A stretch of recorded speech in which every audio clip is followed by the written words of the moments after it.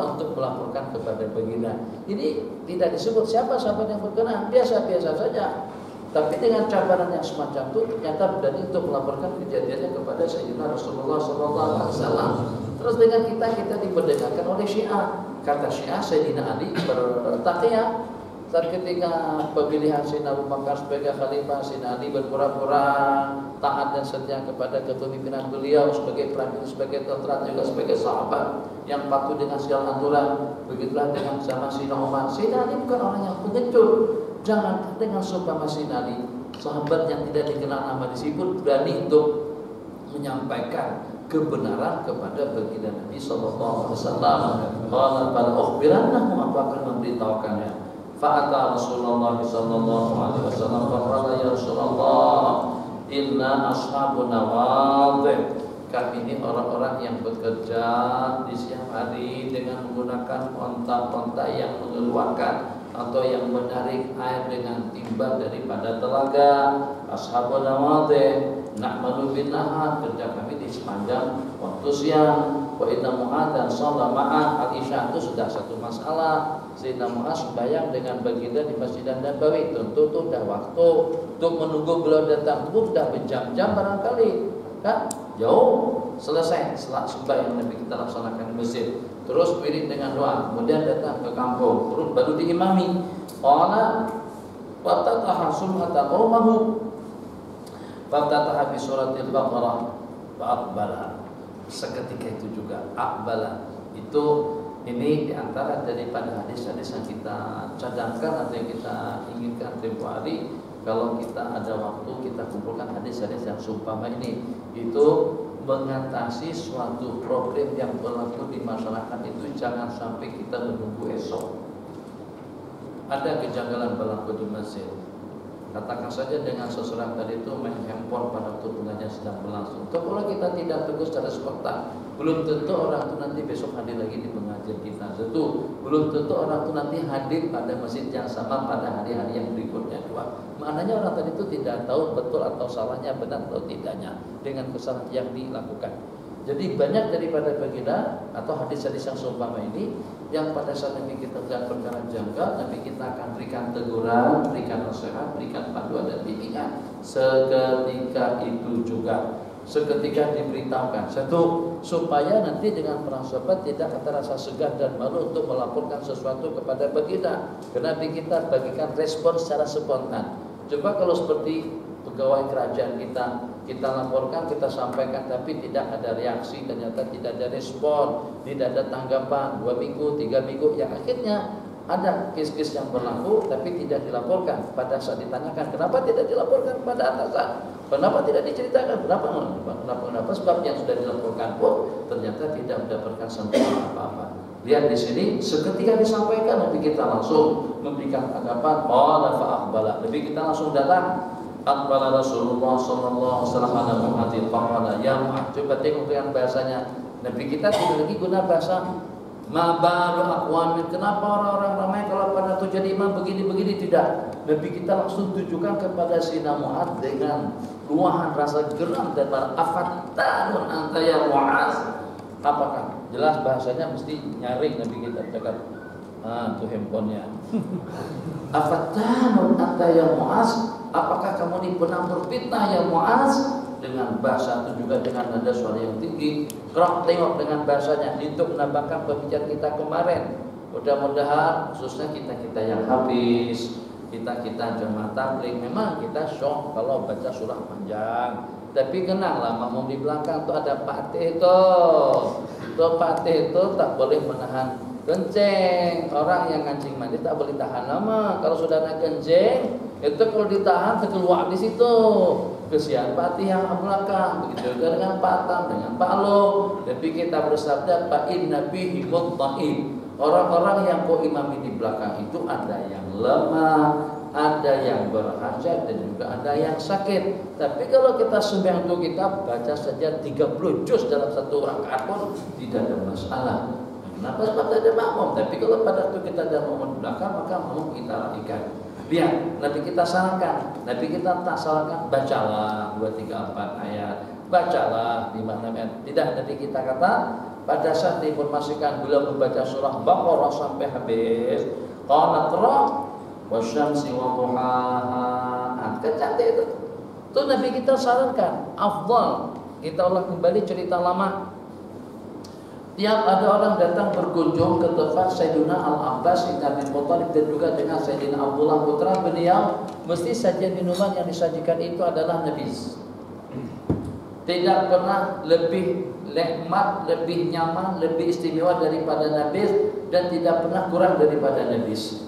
Sehingga sampai orang-orang yang berkunjung ke rumah Sayyidina Al-Abbas dan keluarga jadi mengeluh. Jadi sampai-sampai terungkapkan kata-kata hajatun, apakah disebabkan karena abukhulun minkum am hajat? Apakah itu disebabkan karena kegedegutan daripada kalian, karena kalian dikedekut sehingga tidak pernah menghidangkan, mempersembahkan atau menyajikan minuman yang lebih istimewa daripada nabis?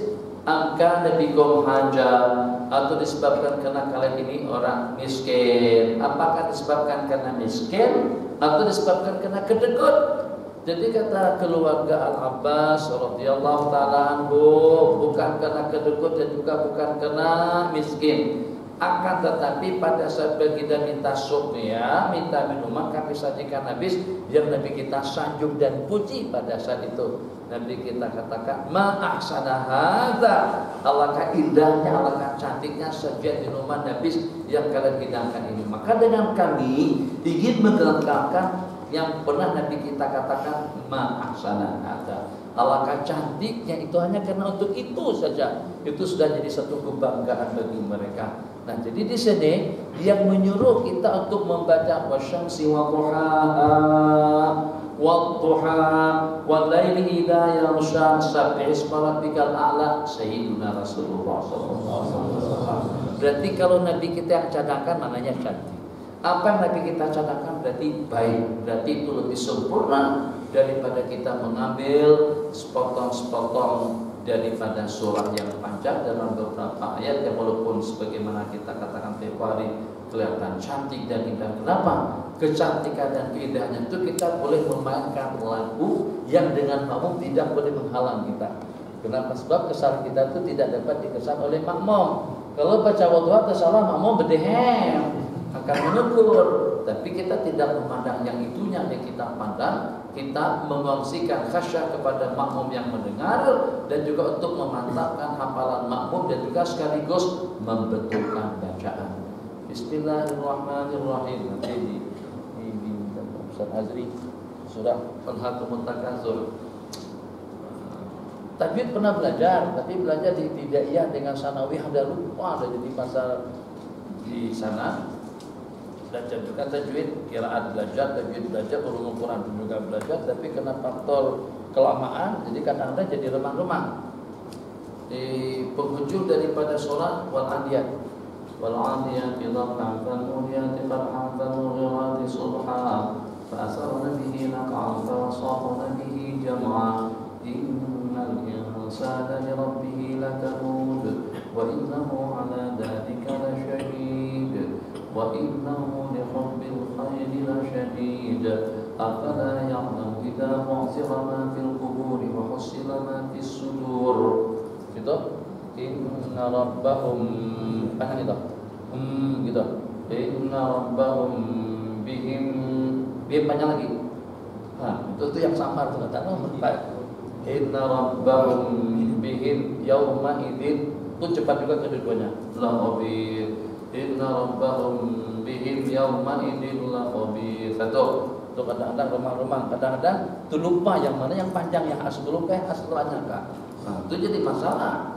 Kalau pada kali pertama, kalau seandainya orang tahu kita tak masalah, tapi kalau orang tahu kita banyak masalah. Waktu latih itu sabulan sorban saja besar, tak tahu yang mana yang diidramkan, yang mana yang tidak kan. Sepatah itu pun kalau ada orang komen dalam Facebook sakit kepala kita. Karena Facebook la yarham, tak kasih kasihan dengan orang-orang. Siapa saja kalau dia nak komen, dia komen. Paskan saja situ. Kemudian dengan al-hakumu summa latus'alun yawma idin, langsung saja itu. Yauma idzin anin na'im, anin itu ada punah ada idgham. Anin na'im, din cepat. Sudah selesai. Satu lagi terakhir. Apa? Belajar. Supaya ketahuan kita ini tak tahu. Dalam surah Yasin sebelum Muhdarun tu ada di Allah, kita baca dari awal pula. Ada ta'diyah itu diidghamkan kah atau dinampakkan tanwinnya kah? Ada sebelum Muhdarun, ada Hamidun kan dulu, terus Muhdarun.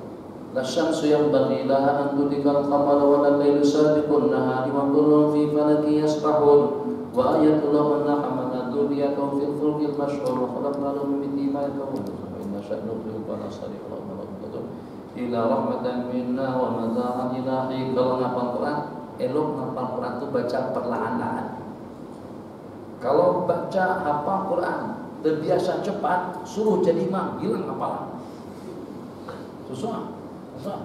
Hafal sekalipun, tapi karena terbiasa baca cepat, kalau dia baca perlahan-lahan, kadang-kadang tak nyambung, baca hilang sambungannya. Tapi kalau orang yang biasa menghafalnya perlahan-lahan, baca cepat, insya Allah tidak ada masalah. Belum lagi tadi. Asyamsu yang tulang lagi. 2 ayat sebelum Muhdarun tu.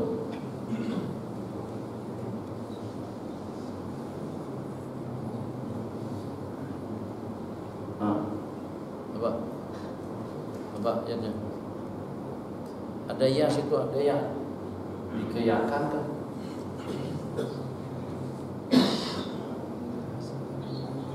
Ya hasratan 'alal jibali ma yatihim min rasulina kanu yastahzi'un. Karena orang teman nak kalau yang dulu yang ini bayar tu yang dulu lama dimulai dulu ayat tu lama dulu main terpakai sana.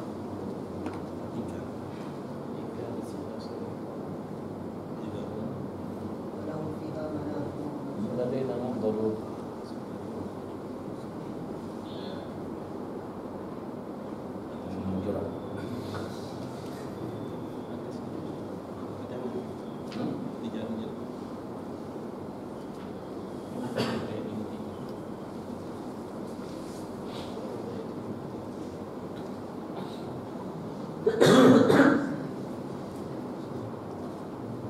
فإذا قيل لهم أنفقوا مما رزقكم الله قال الذين كفروا الذين آمنوا نطعم من لو يشاء الله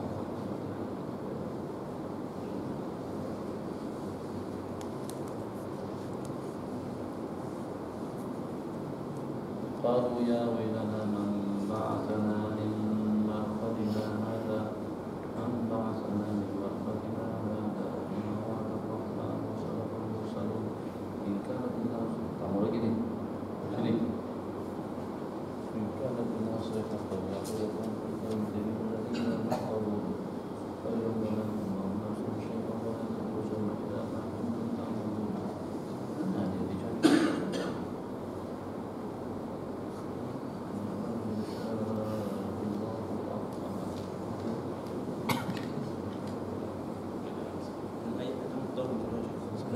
tapi bukan tanda yang ada yang itu.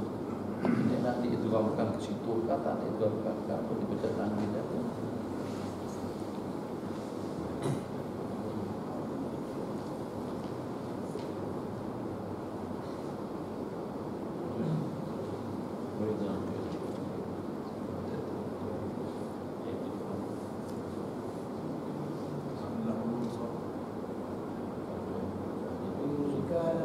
صيحة واحدة فإذا هم جميع لدينا محضرون أي ونفخ في الصور فإذا هم لا يستطيعون يوم مما كان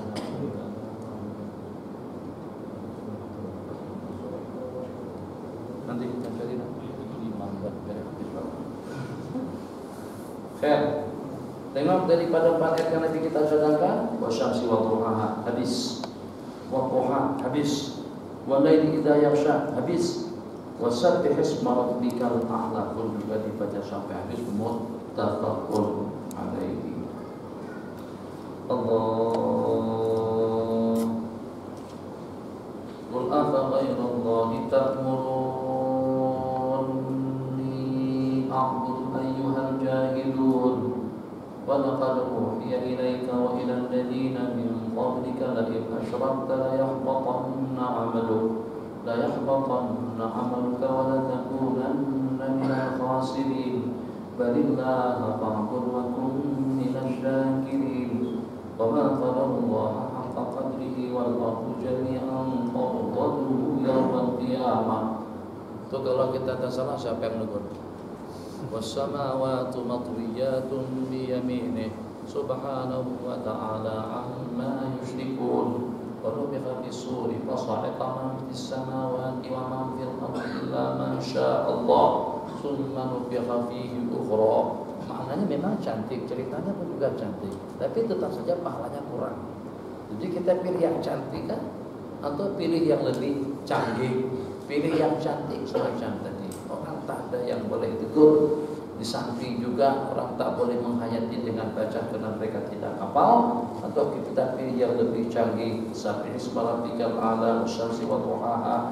Walil Bara bin Azib radhiyallahu ta'ala qala sami'tu Nabiy sallallahu alaihi wasallam yaqra'u bil isya wat-tini waz-zaitun. Kan sederhana, ini hafal Quran. Bukan cerita karena tidak hafal, sehingga kita kan kalau seandainya kita jadi imam baca, itu yang saya rasakan lah. Imam-imam kita yang hafiz, kalau isya baca watin atau baca waquha dengan alam nasrah atau alam nasrah dengan watin, masa-masa mantap, masa-masa seperti merendahkan dengan posisi kita sebagai seorang hafiz. Jadi layaknya macam mana? Ya baca seperti surah yang tadi itu.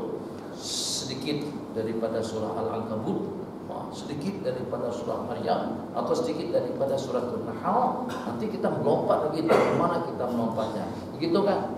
Betul, terbukti. Yang paling banyak orang baca akhir daripada surah Hasyr. Ya ayyuhalladzina amanu taqullaha wal tanzur nafsum ma qaddamat lighad wattaqullaha innallaha khabirum bima ta'malun. Itu dibandingkan dengan Qul a'udzu birabbil falaq dengan Qul a'udzu birabbin nas, jauh yang dua surat tadi itu lebih afdal. Kenapa? Karena sempurna.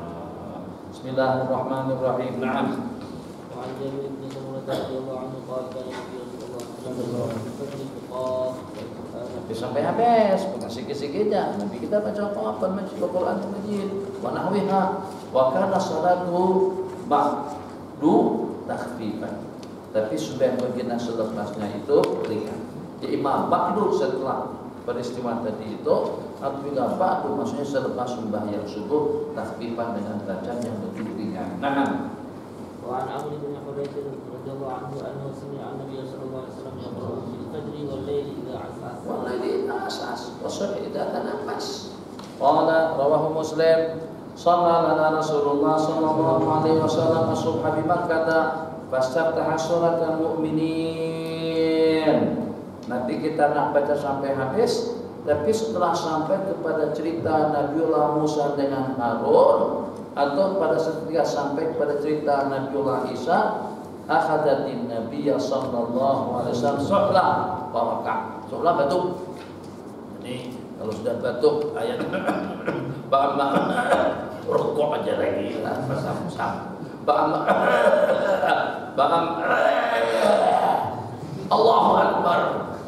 Kenapa? Masa-masa ini untuk menghantamkan surat tadi itu kalau kita sudah tidak boleh menyambung. Jadi maknanya ada keadaan emergensi juga dalam sembahyang. Kita tengok suasana dan keadaan, tapi kita terdengar cerita tangisan daripada band di belakang. Nabi kita cepatkan sembahyang beliau, Nabi kita terbatuk, Nabi kita langsung saja rukuk seketika itu. Qala faraka'a rawahu Muslim. Naam. وعن أبي هريرة رضي الله عنه قال كان النبي صلى الله عليه وسلم يقرأ في الفجر يوم الجمعة بألف لام تنزيل في الركعة الأولى وكتابه هل أتى على الإنسان. Alhamdulillah ada pilihan. Kalau tak nak baca alif lam mim tanzil dengan hal ata alal insan, itu dengan kita baca pilihan yang kedua, dan itu juga disepakati oleh ulama dan juga wajib dalam hadis Nabi kita membaca Sabihis dengan mengatakan hadisul hasyah. Daripada suara ditangkan situ kita bagi dua, atau daripada dengan hal antara kita bagi dua. Kenapa? Sebab masing-masing rakaat itu dia ada tuntutannya. Ya Allah ya Arhamar Rahimin, secara sederhananya saja, bagaimana kira-kira kalau pada itu dengan kita ada dua pilih. Jadi pilih itu yang diperlukan ada katil yang pertama, ada tilamnya, yang kedua ada bantalnya, yang ketiga dan juga ada almarinya. Takkan dengan kita untuk katil yang di sini atau untuk bilik yang di sini itu kita lengkapi dengan keperluan yang diperlukan, sementara dengan kamar atau dengan bilik yang kedua tidak ada perlengkapan yang melengkapinya. Atau juga dengan kita selalu letakkan sepatutnya lemari dapur itu kita letakkan di dapur, almari dapur kita letakkan keperluan dapur seperti piring, mangkuk, gelas, sanca dan lain sebagainya, itu kita letakkan di bilik tidur. Bukan salah. Nah, itu tidak tepat. Nah, macam itu juga seketika dengan kita menyalah tempatkan bacaan. Lain halnya kalau tidak ada pedoman daripada Nabi. Kalau dengan sumpah masalah subuh hari Jumat, itu Nabi kita bagi pedoman supaya makmum tidak kita zalimi, itu yang kita tidak sedar kadang-kadang. Bagaimana dengan imam zalim kepada makmum? Imam itu dhamin, imam bertanggung jawab. Artinya bertanggung jawab untuk kesempurnaan sembahyang makmum di belakang. Kita nak bagikan yang sempurna dan yang istimewa. Kalau tidak jelas juga bahasanya, ya Allah ya Arhamar Rahimin. Saat ketika dengan kita bawa bus atau kita bawa kereta, kita tak kisah bonggol tak bonggol, yang jelasnya kalau memang sudah 120 lah kita tak kisah bonggol, rasain yang di belakang situ. Tak boleh macam itu, kita kena break. Imam kena pandai. Pemandu kereta kita kena tahu itu ada lubang, itu ada bonggol kata orang Baja, itu ada bonggol, itu ada lubang, harus milih pusing sana, pusing sini supaya kita terelak daripada jalan yang besar dan juga ngomong terasa selesa, penumpang kita terasa nyaman di belakang. Kan begitu tuh kalau pada waktu kita mandu kereta. Takkan pada waktu kita memandu sebagai imam di masjid untuk kepentingan akhirat, kita ternyata kita tidak boleh memilih jalan yang mulus yang dengan pahalanya lebih sempurna di sisi Allah Jalla wa'ala. Bagaimana bacaannya kita ikuti, apa yang nanti kita baca kecuali kalau tidak ada pedoman daripada Sayyidina Rasulullah SAW. Bismillahirrahmanirrahim. Subuh hari Jumat Nabi kita baca pada rakaat yang pertama Alif Lam Mim Tanzil wa bisaniyati ta'ala insani muttafaqun alaihi. Jadi kata ulama, kalau memang muaridnya dengan melompat tidak secara berurutan, kita ikuti. Tapi kalau tidak ada pedoman daripada baginda Nabi, maka satu yang pertama kita baca surah yang sempurna, yang kedua secara berurutan, dan yang ketiganya rakaat pertamanya lebih panjang daripada rakaat yang kedua. Nah, وعن عبيد الله بن ابي رافع قال استخلص مروان ابا هريره على المدينه وخرج الى مكه فصلى لنا ابو هريره الجمعه فقرا سوره الجمعه في السجده الاولى وفي الاخره اذا جاءك المنافقون. Surah Munafikun pada rakaat yang kedua, idza ja'aka tambah alif, idza ja'akal munafiqun. Idza ja'aka, kalau membetulkan yang lain kata ulama tidak wajib, tapi betulkan ayat hukumnya wajib. Rakaat pertama Sayyidina Abu Hurairah pada hari Jumat sudah ada yang baca surah ini. Ada baca surah Jumat tidak ada pada rakaat yang pertama. Sementara pada rakaat keduanya Nabi kita membaca surah Munafikun. Pilihan yang kedua, tengok rakaat yang di bawah. Kira-kira kalau dikira imam yang mana yang membaca dua surah tadi itu? Itulah kata terlalu banyak imam mujtahid. Imam-imam muda nih gak belajar. Kamu belajar pergi. Suara saja yang diandalkan. Bismillahirrahmanirrahim. Alhamdulillahi Rabbil Alamin. Nah, Mustafa hafal. Tapi kena pakai juga, kena belajar hadis dan juga kena belajar hukum. Kenapa? Sebab kita tanggung jawab kepada makmum di belakang. Ya kalau pada saat dengan kita kurangkan habuan makmum nanti komplit dengan kita. Kita sudah bankrupt dah dengan kebaikan yang kita miliki. Apalagi kalau pada itu dengan kita dipertanggungjawabkan kembali dengan makmum belakang. Syukur kalau kita imam surau, kalau kita imam masjid Dago.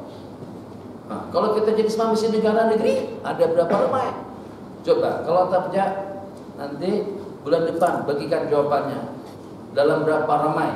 Kita kan sekarang tak satu masjid, masing-masing sembahyang Jumat besok, di mana kita akan berjumpa kembali. Bulan depan anak boleh hal. Bulan depan sebab masih jauh lagi. Besok sembahyang Jumat, pastikan imam yang mana di masjid kita sembahyang yang membaca secara sunnah pada hari itu. Untuk baca surah Al-Jumu'ah panjang, mungkin kita pun tidak hafal. Untuk baca surah Munafiqun juga panjang, mungkin kita juga tidak hafal. Oke, dua pilihan yang kedua, Sabbihis dengan Al-Ata. Itu yang lebih kita baca. Itu pun kita tidak baca. Kenapa? Kesian makmum. Wow, karena kita meraihkan bapak-bapak, staf-staf dan kru, atau juga dengan pegawai kerajaan. Pegawai kerajaan pun lepas bayar nongkrong juga. Bukan langsung masuk office, tidak, nongkrong, simpang. Jadi kalau kita bacakan ayat kursi, kalau kita baca tasbih tahmid takbir, insya Allah tidak menyita waktu mereka, sebab kita pun tak baca subhanallah, subhanallah. Nah, kita baca subhanallah, kan laju, tidak akan menyita waktu lain. Kalau yang panjang yang itu doa orang nganggur lah, doa orang tak ada kerja. Subhanallah, subhanallah, subhanallah, subhanallah. Itu anak dah besar dah semuanya. Jadi tak perlu pagi-pagi keburu-buru untuk hantar anak ke sekolah. Subhanallah, subhanallah. Tapi kalau anak masih sekolah, kita tak boleh tiga panjang macam tu. Nanti didehemi sama makmum di belakang. Dehem, paham? Didehemin itu bahasa Malaysia ada. Dehem itu berdehem. Jadi didehemin itu banyak ditegur dengan itu didehemin namanya. Nah, begitulah dengan wirid-wirid yang setelahnya. Ayat kursi mustahab. Tasbih tahmid takbir pun juga mustahab. Jangan tidak dibaca. Sayyiduna Nu'man ibni Bashir radhiyallahu taala anhu, hadisnya sahih, meriwayatkan kana. Jadi diingat bahasa kana itu, kalau ada kana di dalam hadis berarti Nabi kita senantiasa dan selalu kana ya dulu ada istimrar, ada dawam buat istimrar, menunjukkan benda itu Nabi kita selalu buat, bukan sekali-sekala tapi tiap kala. Kan tadi juga bahasanya tiap kala kan. Bagus bahasanya. Tiap kala didehemen, bukan ngapain, didehemen sama makmum. Kalau bahasa kita ada yang berdehem, kan panjang. Lebih mendingan, lebih elok didehemen daripada ada yang mendehemkan, panjang juga. Karena Rasulullah SAW yaqra'u fil idain, 2 hari lebaran. Ini pun juga jarang-jarang dibaca. Salat lebaran itu sekali setahun saja, bukan tiap waktu, bukan tiap hari. Baca yang sunat, baca yang tepat. Satu, pada 2 hari lebaran. Yang ketiga, pada hari Jumat. Apa yang Nabi kita baca? Sabbihisma rabbikal a'la dengan hal ataka hadisul ghasyiyah. Coba tengok yang lebih pelik lagi, wa idza jama'al id wal jum'ah fi yaumin wahid qara bima fi salatain. Nabi kita tak kisah, bukan kerennya, bukan cantiknya, bukan indahnya, yang pahalanya lebih besar. Kita tak mau kalau kita pernah ditugaskan untuk jadi imam salat id dengan imam salat Jumat. Mesti pada waktu salat Jumat itu kita cari bacaan yang berbeda. Coba tengok muadzin kita. Adzan yang pertama, Allahu Akbar, Allahu Akbar.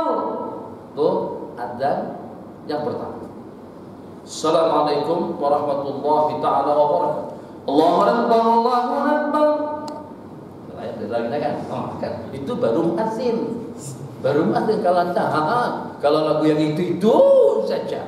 Yang pertama Allah, yang kedua Allah. Itu rasa masih belum sempurna lagi. Kita berperasa masih belum mantap lagi. Kalau kita tidak memiliki 2-3 lagu azan untuk kita azankan, imam lebih daripada muadzin lagi.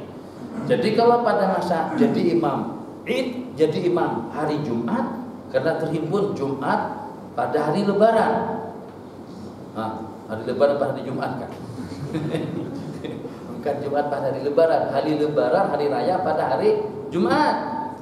Jadi kalau subuh hari Lebaran tadi itu kita baca sabis dengan hal ata, tak akan terbaca kembali nanti pada waktu kita jadi imam untuk sembahyang Jumat dengan membaca syabih dengan al-Fatihah. Mesti akan kita ganti dengan surah-surah yang lain. Kenapa? Itu kenapa tuh kan supaya datang kita tuh banyak. Misalnya kalau katakan saja kalau hari kemarin kita jadi tetamu dan hari kedua kita jadi tetamu kembali. Kalau kita punya 3 kereta mewah ketiga-tiganya, mesti akan kita gilirkan ketiga. Betul. Jadi ketemu dengan menteri yang sama di tempat yang sama pada hari Sabtu, pada hari Ahad dan juga pada hari Senin. Hari Sabtu kita bawa BMW, hari Ahad kita bawa Mercedes S-Class. Hari ketiga baru kita bawa Jaguar atau juga dengan Lamborghini yang mantap seperti itu. Itu biasa. Tapi kalau untuk urusan Al-Quran, bacaan sembahyang kita tidak boleh mengijakan yang semacam itu. Kita ikut pedoman hadis dan juga ikut sunnah. Qala wa Abdillah wa Ubaidillah an Umar bin Khattab sa'ala Abu Waqid al-Laythi ma kana yaqra'u bi Rasulullah sallallahu alaihi wasallam al-Kufri. Faqala kana yaqra'u ma bi Qaf al-Qur'an al-Majid wa darabat as-sa'ah. Ini pilihan yang pertama. Jadi kalau untuk hari Jumat surah Al-Jumat dengan surah Al-Munafiqun. Pilihan keduanya Sabih dengan Hal-Ata. Kalau untuk hari Lebaran Nabi kita baca surah Qaf Al-Qur'anil Majid dan juga akan keduanya Nabi kita membaca Iqtarabatis Sa'atu wa Syaqqal Qamar. Pilihan keduanya Sabih dengan Hal-Ata. Jadi kita ambil pilihan yang kedua karena itu lebih pendek, lebih pelik lagi. Coba tengok pada waktu Nabi kita sembahyang subuh. Tapi kata sebagian ulama ini riwayat pada waktu Nabi kita musafir. Inna Rasulullah sallallahu alaihi wasallam qala fi rak'atail fajri, pada 2 rakaat sembahyang fardu subuh, qul ya ayyuhal kafirun. Senang mau di belakang qul ya ayyuhal kafirun. Sempatlah dengan kita antara anak, qul ya ayyuhal kafirun la a'budu ma ta'buduna wa la antum 'abiduna ma a'bud. Rakaat yang pertama Bismillahirrahmanirrahim, qul huwallahu ahad. Pada rakaat yang kedua hadis yang sahih riwayat Imam Muslim. Tidak ada Nabi kita rasa segan, tidak ada Nabi kita merasa malu pada waktu membaca kuliah dengan kulhu. Kenapa? Sebab kuliah dengan kulhu dari segi kelebihannya mampu untuk mengalahkan, mungkin boleh kita katakan setengah Al-Quran yang pertama. Kenapa? 1 kulhu sama dengan sepertiga Al-Quran. Kuliah yang kafirun sama dengan sesuku Al-Quran. Sesuku serubuh. Serubuh seperempat dengan sepertiga, lebih daripada 50%. Jadi 2 surah tadi itu sudah melebihi pahala separuh Al-Quran 15 juz. Takkan kita tidak membacanya. Tapi imam kampung tuh tak masalah. Itu imam tuh bacaan Fatih, nah masalah Fatihnya bacakan yang putih sempurna. Nah. Wa 'an Ibnu Abbas radhiyallahu anhu qala Rasulullah sallallahu alaihi wasallam fi rak'atayil fajri qulu amanna billahi wa ma unzila ilaina. Ini yang membuktikan bahwasanya boleh-boleh saja dengan kita membaca sebagian daripada surah yang panjang tidak sempurna. Karena di situ karena tamam, bukan karena lil mudawamah. Sebab kenapa kita katakan tidak sebagaimana sebelumnya? Sebab yang sebelumnya tadi itu terdapat daripada beberapa riwayat. Qul ya ahlal kitab ta'alu. Qul ya ahlal kitab. Jadi orang tabligh marah dengan tutu guru. Pada masa berdebat, tutu guru kita mau khuruj. 3 hari tak mau, 40 hari apalagi kalau saya 4 bulan tak ditanggil. Kalau pada masa pentasgilan, oke, yang cash 40 hari, tuh guru itu mesti berdiri. Tapi berdiri bukan untuk mendaftar itu tidak berdiri, pergi tandas. Nah, paling takut kalau sudah ditasgil. Jadi orang-orang yang tak mau tuh tak mau ditasgil. Akhirnya kata mereka, ya ahlal kitab ta'alau ya kalimatin sawa. Jadi ahli kitab itu yang dimaksudkan untuk guru yang banyak kitab di rumah. Bukan itu. Ya ahli kitab itu maksudnya orang-orang Yahudi dan Nasrani, wahai ahli kitab. Dan yang mereka maksud ya ahli kitab itu guru yang banyak kitab di rumah. Suruh keluar untuk khuruj di jalan Allah. Qul ya ahli kitab ta'alu ila kalimatin sawa'in bainana wa bainakum Karena Rasulullah sallallahu alaihi wasallam yaftatihu salatahu, sesungguhnya baginda Nabi memulakan sembahyang beliau dengan ucapan Bismillahirrahmanirrahim. Artinya sebelum Nabi kita membaca Fatihah. Tapi hadisnya tidak sekuat hadis yang diriwayatkan sebelumnya. Naam. Wa an Wa'il bin Hujr qala sami'tu Rasulullah sallallahu alaihi wasallam qara'a wa al-maghdubi 'alaihim waladdallin. Faqala amin. Qala itu siapa? Nabi kita sendiri. Riwayat mad dan bihasaltahu, madda, ada riwayat mad dan ada dengan isim fa'il, ada juga dengan fi'il madhi. Madda-nya rafa'a biha sautahu. Nabi kita baca amin nyaring sungguh sampai begang Masjid Nabawi. Kita boleh bayangkan gaul itu biasanya kalau rapat. Jadi kalau kita masuk ke bilik yang tak pernah kita masuki, rapat masih belum masuk udara luar, itu mesti bacaan kita akan bergaung. Tapi kalau seandainya banyak celah-celahnya, bolongannya, lubang-lubangnya, gaul itu tidak akan wujud. Jadi kita boleh bayangkan kalau sampai seumpama Masjid Nabi itu bergaul, berarti itu memang karena para sahabat Nabi kita semuanya ikut. Hadis yang sebelumnya itu daripada Sayyidina Abu Musa Al-Asy'ari radhiyallahu taala anhu, di situ dinyatakan apabila dengan imam membaca ghairil maghdubi 'alaihim waladdallin, qulu, Nabi kita perintahkan kepada makmum. Di sini Nabi kita langsung yang mengaminkannya. Sebab kadang-kadang ada sebagian imam beragama macam ini. Begitu enggak lah. Aku udah baca wa amin kan di belakang. Ghairil maghdubi 'alaihim waladdallin.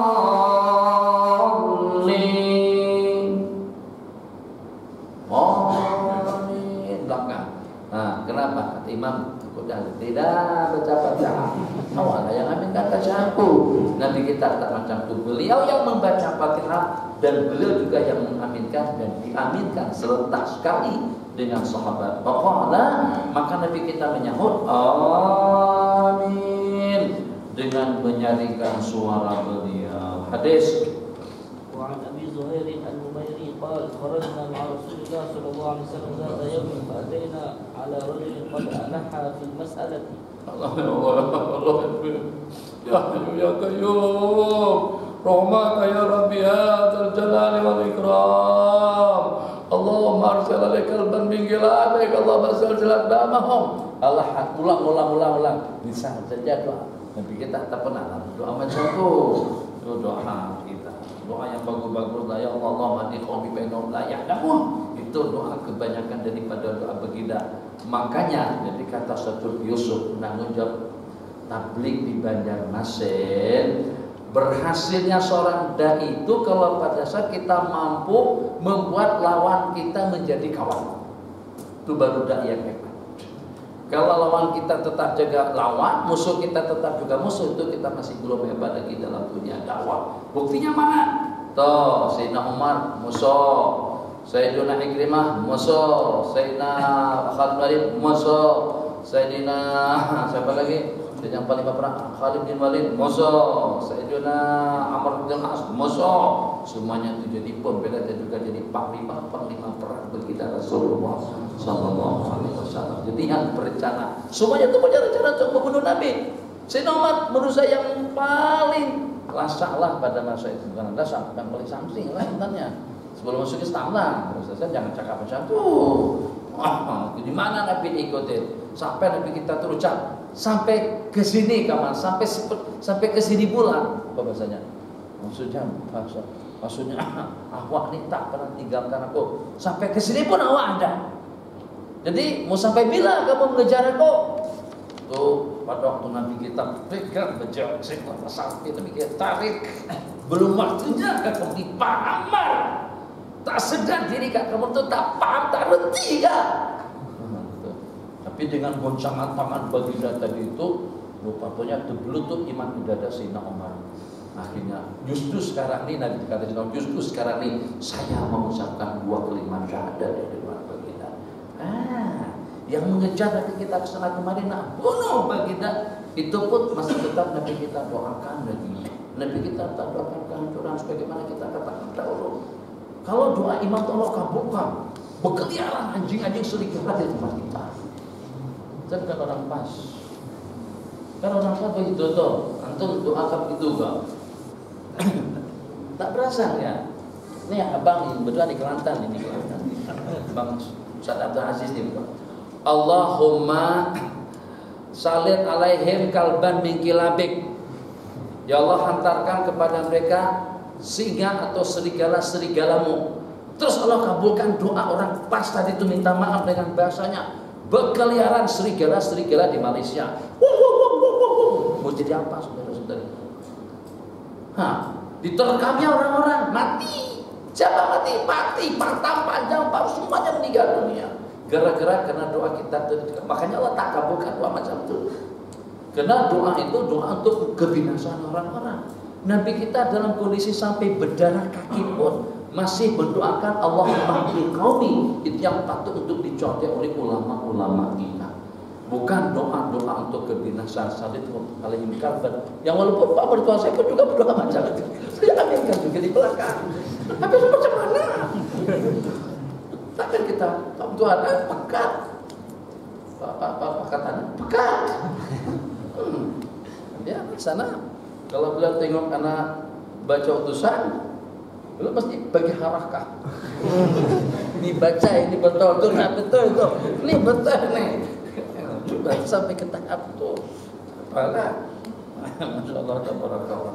Tapi kita doa yang lebih bening, lebih lembut, lebih elok. Seperti yang saya katakan tadi, ada orang tanya tentang hudud dan sebagainya.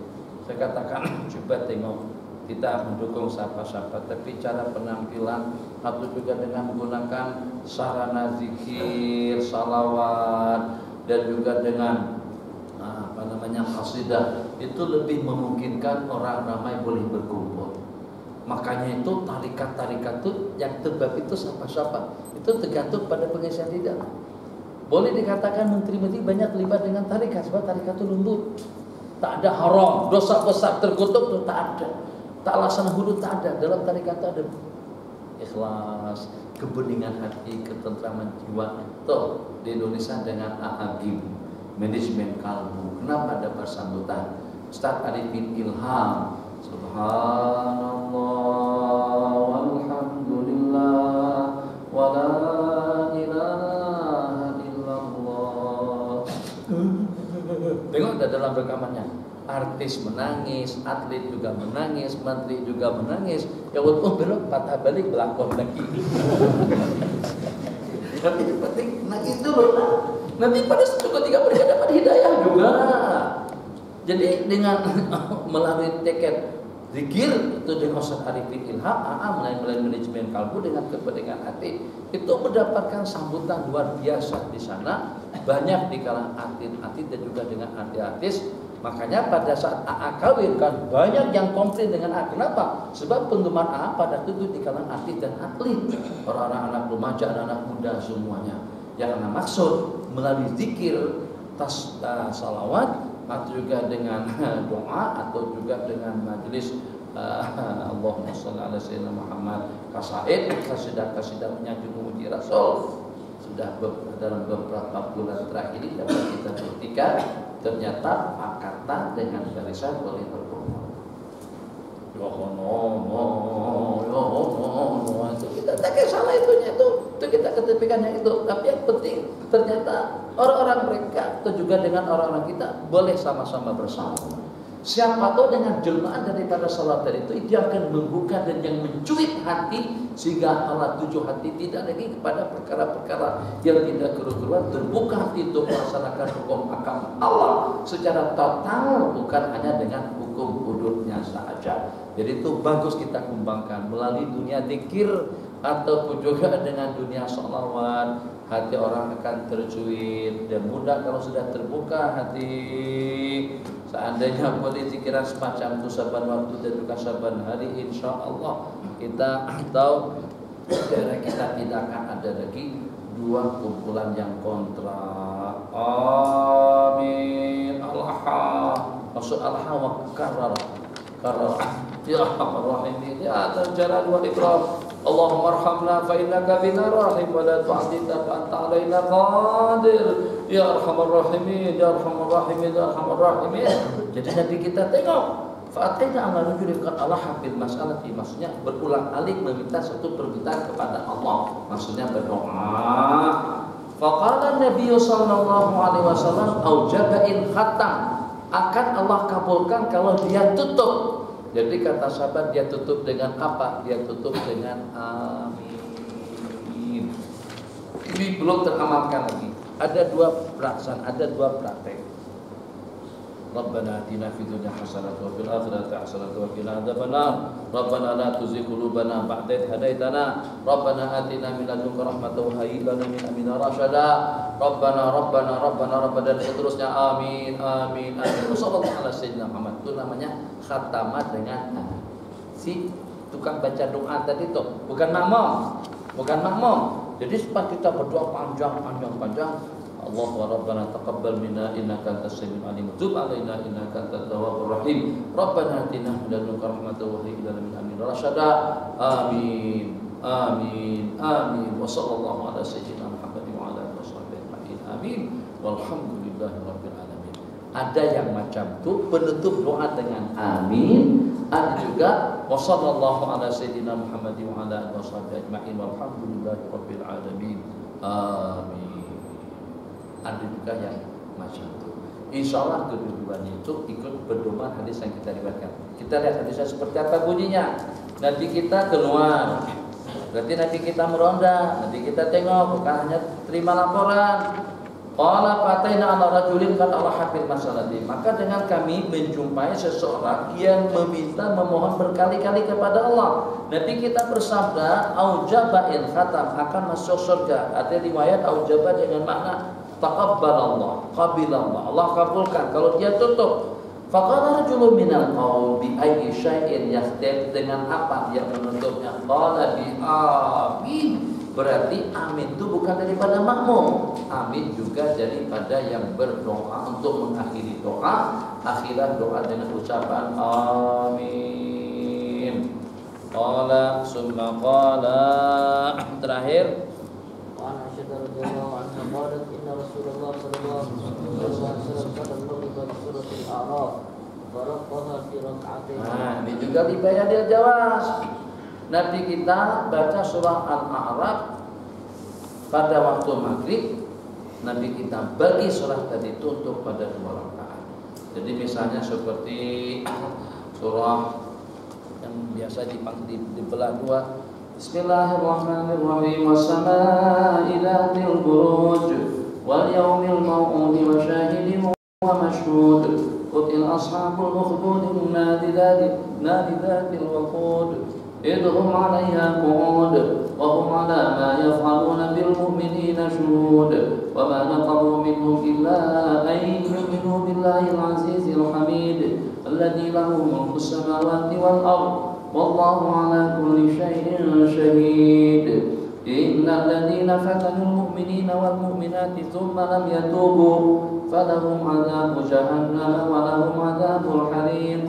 Innal ladzina amanu wa 'amilus shalihati lahum jannatun tajri min tahtiha al-anhar dzalikal fawzul kabir. Allahu akbar. Itu dibelah di situ. Amma yatasaalun sampai kepada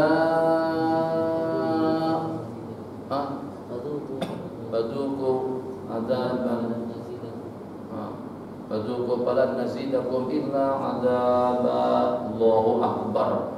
Tapi lebih Allah sambung sikit. Innal muttaqina mafaza. Allahu akbar. Nanti kita ulang balik daripada innal muttaqin supaya penghujungnya itu jangan cerita neraka. Yang paling pelik lagi Bismillahirrahmanirrahim. Qul huwallahu ahad. Allahus samad. Allahu akbar.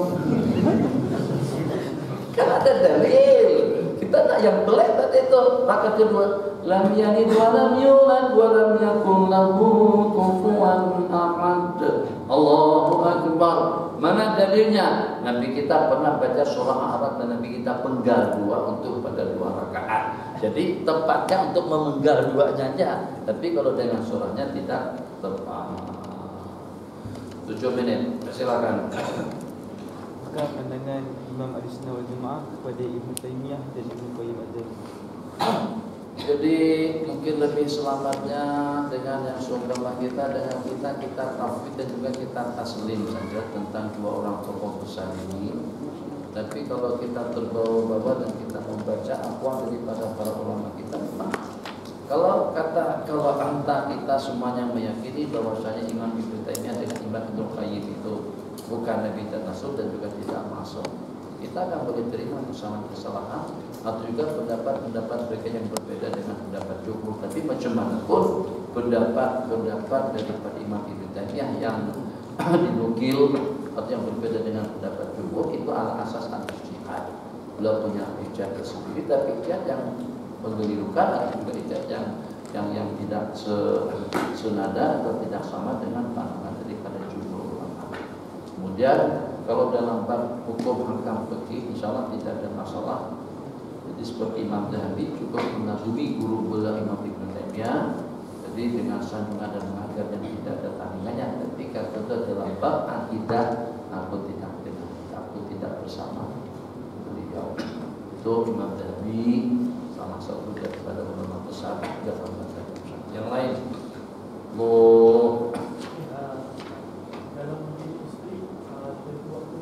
dalam mendidik istri atau menasihati istri yang memarahi tentu waktu sesuai antara memberi nasihat atau berkata sehingga kita mengulapkan dan seterusnya juga mengikut kalau perlu dan selepas itu kalau masih tidak berkesan atau membawa nasihat. Susah lah masalah dengan mendidik istri, susah buatnya memang masalah betul lah. Jadi permasalahannya bukan kita takut bini, tapi bini berani dengan kita. Itu hakikatnya sebenarnya bukan takut dengan istri. Kita tidak takut dengan istri, tapi istri kita berani dan tidak takut dengan kita. Itu sudah masalah satu.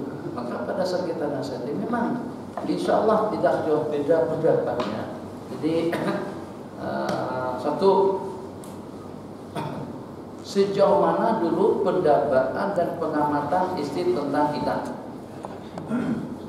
dan juga sejauh mana pengamatan dan penghargaannya kalau kita berilmu, kalau kita ulama, kalau kita ahli, kalau kita bapak atau kiai, sejauh mana penghargaannya kepada ilmu dan ulama. Itu sangat menentukan dengan segala-galanya dalam kehidupan umat. Kalau dengan pandangan sinisnya kepada ilmu dan ulama, sealim apapun kita tidak akan dihargai. Itu satu masalah. Kemudian yang kedua, kadang-kadang ada dengan sebagian istri, ini tidak harga mati. Kadang-kadang ada sebagian semacam itu tak mau dengar kalau kita yang bernasihat. Dia lebih terpanggil kalau dinasihati oleh orang lain. Kalau orang yang memberikan bantuan, barang simak. Yang simak. Kalau pada saat orang lain yang bernasihat, pada waktu dia hadir pengajian, Ustaz Hajri yang cerita tentang apakah bakti, takwa, apakah akan lebih berkesan ketimbang kalau kita yang menasihat. Nah, abang nih minta dihargainya jadi cakap. Jadi dianggap kita ada kepentingan kalau kita bercakap masa itu. Berbanding kalau pada saat dia dapat ilmu daripada orang lain. Di antaranya itu dikatakan Imam Ahmad. Imam Ahmad tuh ya Allah habis-habisan menasihati istri, dibimbing, dinasihati, diberikan pedoman hidup, diberikan pencerahan, tetap tak percaya. Tidak ada, saya abang cakap abang tak ada, tak betul ya abang.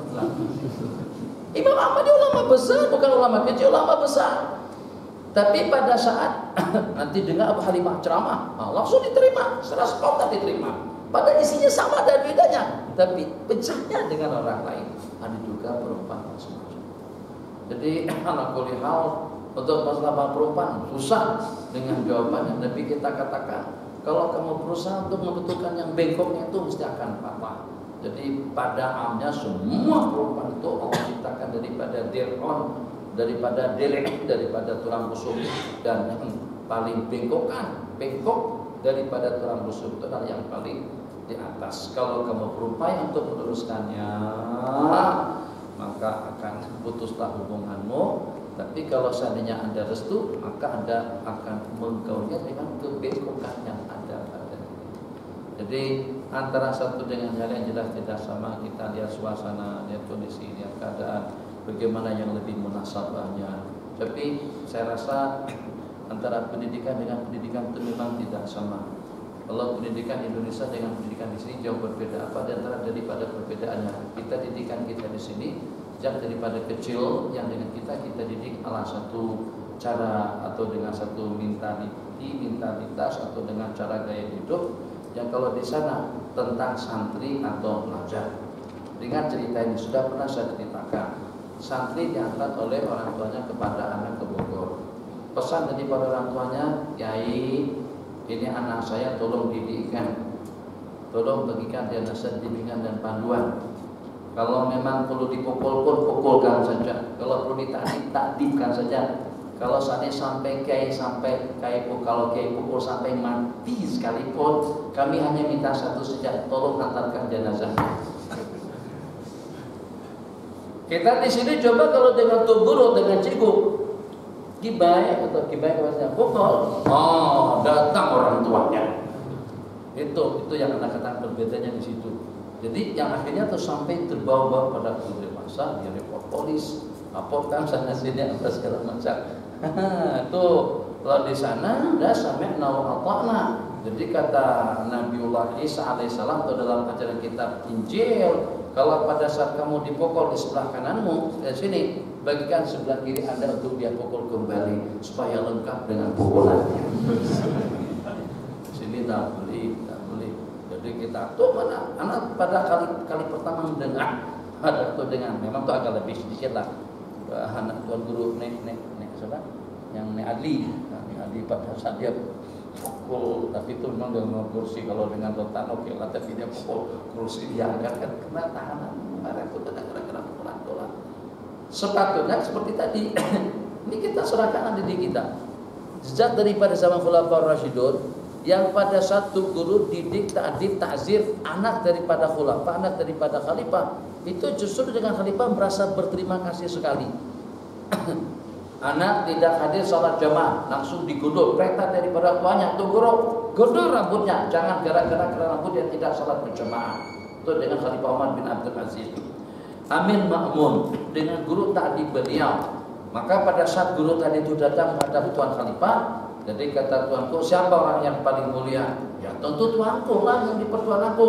Dan kata beliau, yang paling mulia itu adalah seseorang yang dua putra mahkotaku, dua anakku Amin Ma'mun merebutkan siapa yang akan membetulkan atau menyerahkan selepa, mengangkatkan selepa daripada gurunya.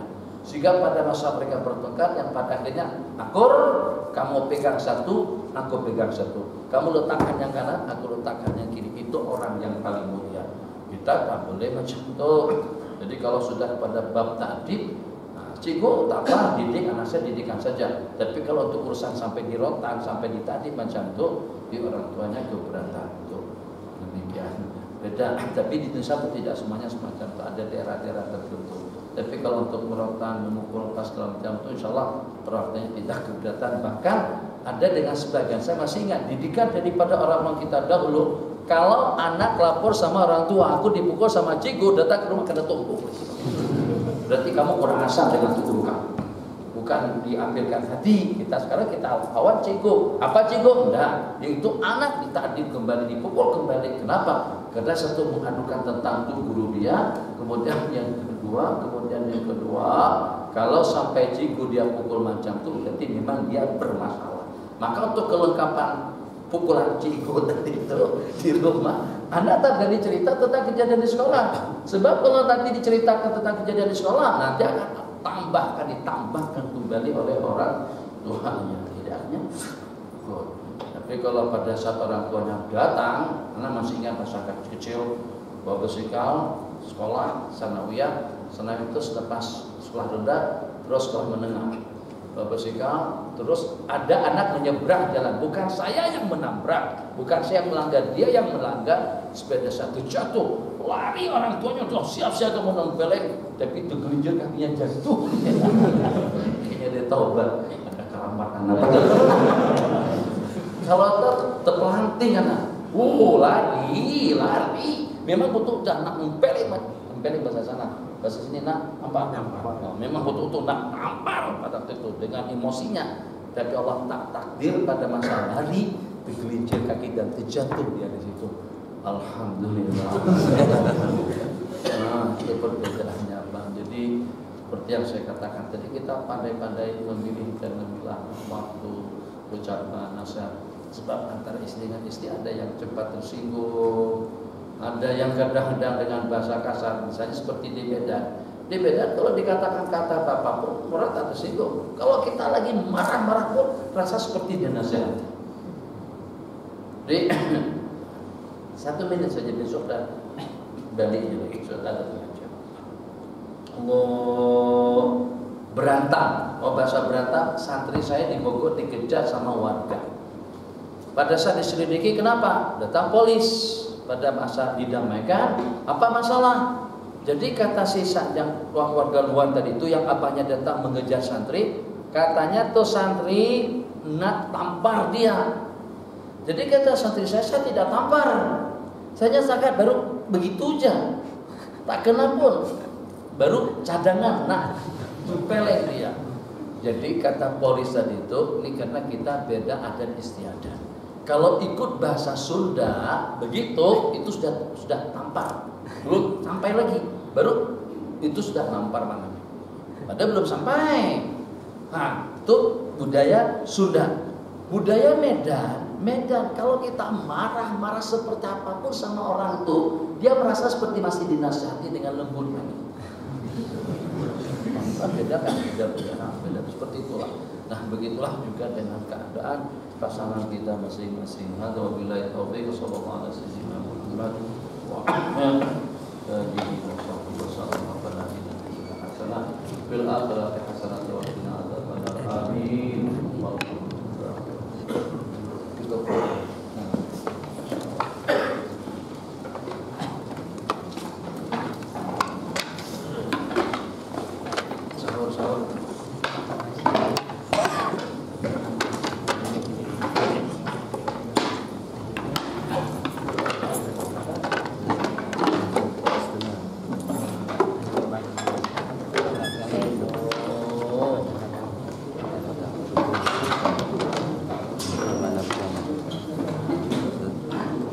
Sampai masuk malam 3.